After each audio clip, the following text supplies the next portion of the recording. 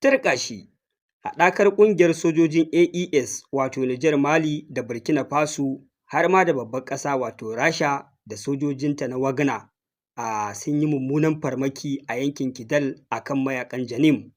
Wato a 'yan kwanakin nan abubuwa sun ɗauki zafi wanda aka ga mayaƙa 'yan ta'adda kimanin 12,000 a kan mashina da motoci sun dira ƙasar Mali suna ƙoƙarin kifar da gwamnati, wanda cikin ƙanƙanin lokaci suka fara yaɗa farfaganda da sanarwar cewa sun ƙwace ikon wasu birane, wanda cikin biranen da suka ƙwace har da birnin Kidal, wanda aka nuno 'yan ta'addan nan a cikin gidan gwamnati suna ta rausayawa suna murna cewa fa sun ƙwaci wannan yanki.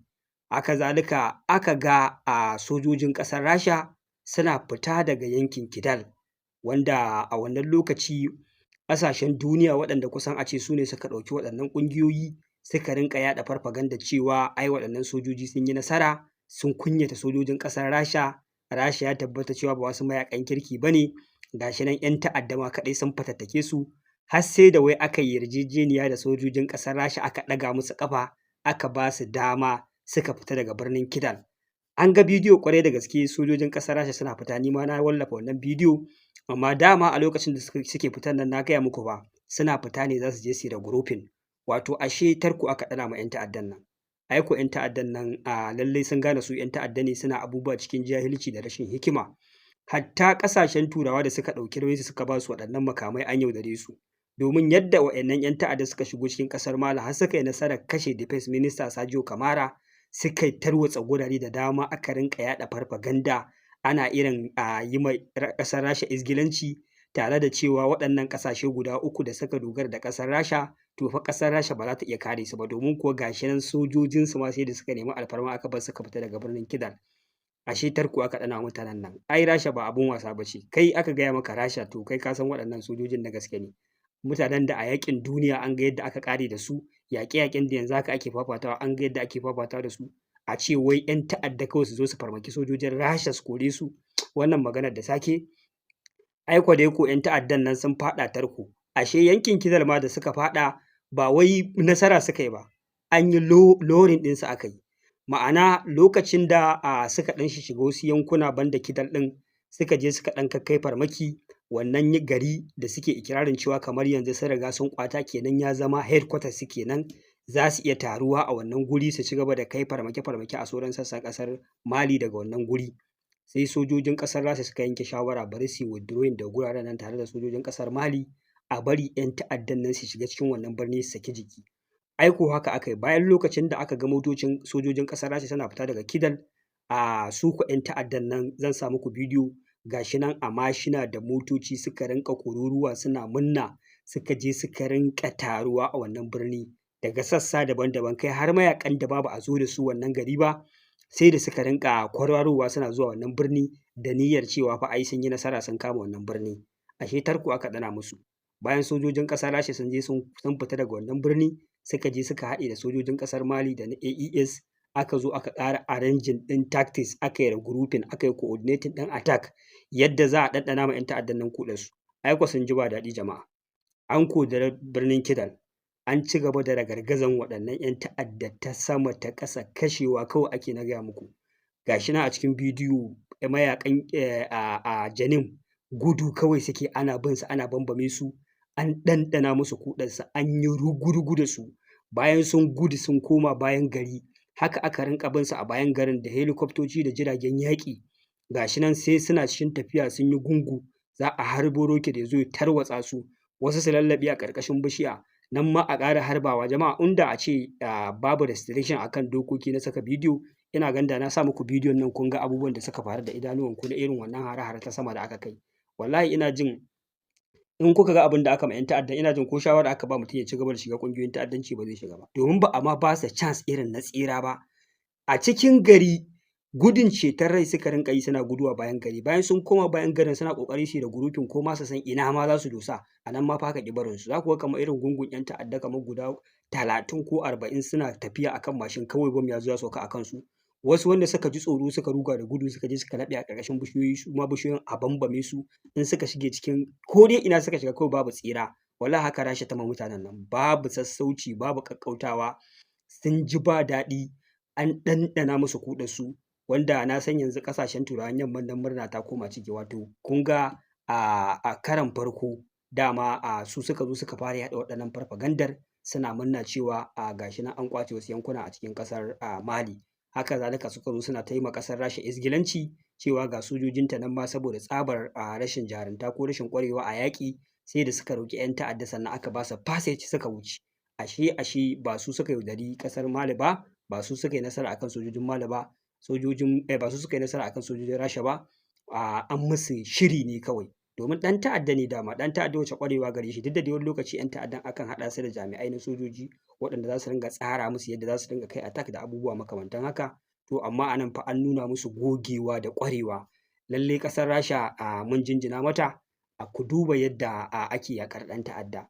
Yanzu misali irin salon da ƙasashen Turawan yamma suke amfani da shi, wanda za ka san salo ne kawai na cuta, ba wai salo ba ne na an zo a taimake ka. Yanzu kamar ƙasar Amurka za ta iya zuwa ƙasa a ce akwai irin waɗannan 'yan ta'addan, su rinƙa kai muku farmaki ba dare ba rana, amma ba za ka ga irin wannan counter attack ɗin an je an farmake su an karkashe su ba, an yi eliminating ɗinsu lokaci ɗaya kun rabu da su ba. A'a, sojojin ƙasar Amurka za su iya shekara 2 shekara 3 a ƙasar ku ana zuwa ana kawo farmaki, amma babu wani farmaki, babu wani martani da za su maida irin haka domin su taimake ku.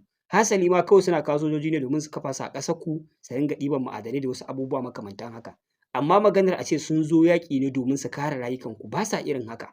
Wannan yaƙin da ƙasar Rasha ta yi, shi ake kira yaƙin taimakon al'umma. Ma'ana yau da a ce irin ƙasashen Turawan nan idan suka zo za su taimake ku a matsayin 'yan ta'adda sun addabe ku, irin wannan abin da Rasha ta yi, to ai ku da kanku za ku ringa roƙon su zo su taimaka muku. Ma'ana misali yadda aka ga 'yan ta'adda sun zo za su ƙwaci ƙasa, an zo an tare da sojojin da suka zo ba ku kariya ana irin wannan yaƙin. Jama'a mu kanmu Najeriya ai sai mun roƙa a kawo mana sojoji da za su je su taimake mu a kashe 'yan ta'adda. Misali kamar yadda muke fama da 'yan ƙungiyar ba boko, su ISIS, su ISWAP, su Bello Turji, sun ta samu a gaba ko kashe mutane suke suna karɓan kuɗin fansa, a ce mu ga sojojin ƙasar waje sun zo sun gwame da sojojin mu ana irin wannan lugudan wuta wa 'yan ta'adda ana farmaki. Ai mu da kanmu za mu roƙa a zo a kawo mana su. To amma mu fa in aka kawo ba wai za su zo su taimake mu bane, zuwa za su sace mana ma'adanai kamar yadda suka zo suna yi a Nijar, suka zo suka yi a Burkina Faso da sauransu. Su sojojin Faransa da Amurka iya aikin su kenan ɗiban ma'adanai, ba wai su taimake ku ba. Ko shekara nawa za su yi a ƙasar ku ba za su taɓa ƙarar da 'yan ta'adda ba. Amma ku duba abin da sojojin ƙasar Rasha suka yi a ƙasar Mali. Wannan abu ya matuƙar burge al'ummar a Afirka. Rasha ita kaɗai tana handling ɗin ƙasashe guda 3, Nijar, Mali da Burkina Faso. Amma kuma duka taimakon su take a hukumance, ta ba su lafiyayyun makamai, idan aka zo kashe su ta shiga da sojojinta ta taimake su. Amma su kuma waɗancan mutanen asali ma bincike ya nuna su suke ba 'yan ta'addan makamai su zo su kashe ku, kuma su zo su ce su za su taimake ku. Su dinga karɓan kuɗi a hannun gwamnatin ku na bada kariya, su rinƙa sace muku ma'adanai kuma suna bada makamai ana kashe muku al'ummar ku. Yanzu ku duba wai mu a nan ƙasar mu Najeriya, wai da sunan za a hallaka 'yan ta'adda ba, kawai sai a zo a bige a rinƙa samun mutanen gari ana kashewa. 'Yan ta'adda su kashe, mutanen gari su kashe. Yanzu ku duba hare-haren da aka kai da jiragen sama a ƙasar nan. Aka je Tudun Biri, aka je aka kai farmaki, mutane suna maulidi aka kashe rundunar sojojin saman Najeriya. Mutane suna kasuwanci a nan Borno, aka je aka same su aka bambame su da sunan an je kai ma 'yan ta'adda farmaki. Mutane suna sansanin 'yan gudun hijira, aka je fa sansanin 'yan gudun hijira. Ku duba mutanen da aka je ƙauyukansu aka karkashe su aka koro su, suka zo suka taru a sansanin 'yan gudun hijira, wai a zo a ce wai an zo sansanin gudun hijiran wai an sa bam wai an ɗauka 'yan ta'adda ne. Jama'a wannan wani irin abu ne haka? A ce wai ɗan ta'adda ya kashe ka kuma sojojin ƙasar ka su kashe ka? To wannan haka ake kare al'umma? Amma yau gashi an zo wata ƙasa ana yaƙi ake fa to the extent yaƙi, ga jiragen sama ga sojoji, amma mutanen gari suna gefe suna kallo suna murna suna tafi, ana ragargazan 'yan ta'adda suna guduwa, amma ba a kashe mutanen gari ba. Amma waɗannan mutanen fa sai sun shirya sun duba sun je za su kai hari, wai sai su je su shaci wani guri wanda mutanen gari ne kawai su zo su hallaka su. Ni wannan abin yana bani mamaki. Amma ku duba wacce ƙasar da yake yaƙin da gaske ake yi, bayan sun shigo gari an bi su a cikin garin an karkashe, haka aka bi su bayan gari aka rinƙa karkashe su.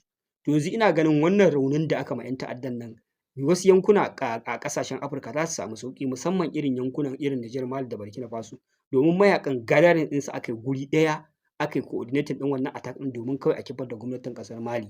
Ma'ana yanzu irin mugun kisan da aka ma 'yan ta'addan nan, wallahi sai an samu sauƙin ta'addanci ma a yankunan waɗannan ƙasashen.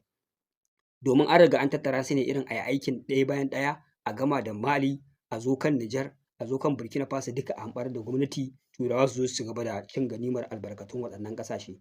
To yanzu karon farko shirin su ilahirin shi Rasha ta riga ta wargaza shi, komai yanzu ya riga ya ƙare. Dan yanzu na tabbatar da wannan 'yan ta'addan kafin su iya ƙara rufin su yi irin wannan tanajin da suka yi, ba ƙaramin aiki gare su ba. Duk da dai shi ɗan ta'adda dama samo shi ba wani abu bane mai wahala a yankin Afirka, duba da yadda aka bin ba ilimi, ba sana'a, ba komai, shi yasa kawai da ɗan kuɗi kaɗan da abin mutane ta yin ta'addanci suke zuwa su shiga. Amma dai ina da tabbacin wannan matakin da ƙasar Rasha ta ɗauka da haɗakar sojojin AES lallai ya haifar da ɗa mai ido, kuma jan kunne daga ga ƙasashen Turawan da kuma 'yan ta'adda. Yanzu waɗannan 'yan iskan da suke magana za su kawo hari ƙasar Nijar, to ina ganin sun ga samfurin abin da ya faru a ƙasar Mali. Na san cewa su kansu yanzu za su shiga cikin taitayinsu, amma ni na ma fi son su kawo harin, su ma a musu kwatankwacin irin abin da aka musu a Malin. Domin irin waɗannan 'yan ta'adda sakamakon su kenan.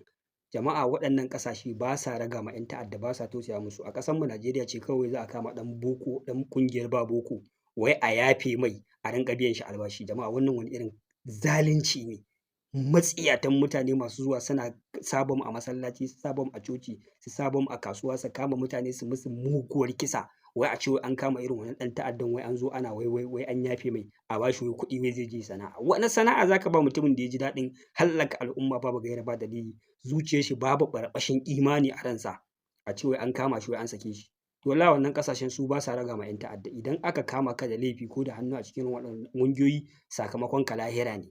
Kuma irin wannan mataki da waɗannan ƙasashe suka ɗauka shi ne abin da ya kamata a ce kowace ƙasa tana ɗauka akan irin waɗannan 'yan ta'addan domin su zauna lafiya.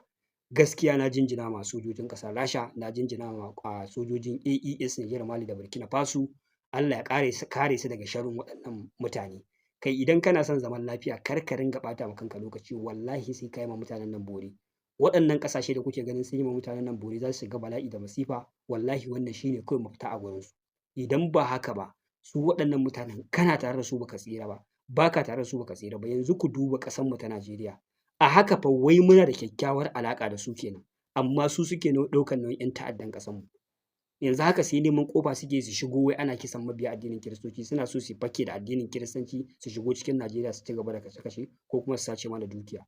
Bayan kuma wannan yaƙe-yaƙen da ake shekara nawa ana kashe musulman, ana kashe kowa da kowa, ba su taɓa cewa su zo su taimake mu ba. Sai yanzu kuma da suke neman wata gaɓa, duniya ta shiga cikin matsala ta tattalin arziki, ana so a shigo sai an kwashi dukiya da ƙarfi da yaji, a zo a ce za a zo taimakon wasu mabiya addini. To wai a haka ma fa wai irin Najeriya tana da kyakkyawar alaƙa da su kenan, ba su ƙyale mu ba. To ba gwara kawai a raba jiha ba? Yanzu su waɗannan ƙasashen da suka raba jiha da su ba ga sun tsira ba, sun kama alliance masu kyau, reliable alliance, wanda za su ba da ran sojansu da makaman yaƙinsa da komai a kawo ƙarshen ta'addanci. Wannan shi ne alliance ai. Wannan mutane Allah ya taimake su. Mu ma da muke cikin irin wannan matsala, Allah ya kawo mana ƙarshen waɗannan fitintunu. A nan zan dakata. Wassalamu alaikum warahmatullahi ta'ala wabarakatuh.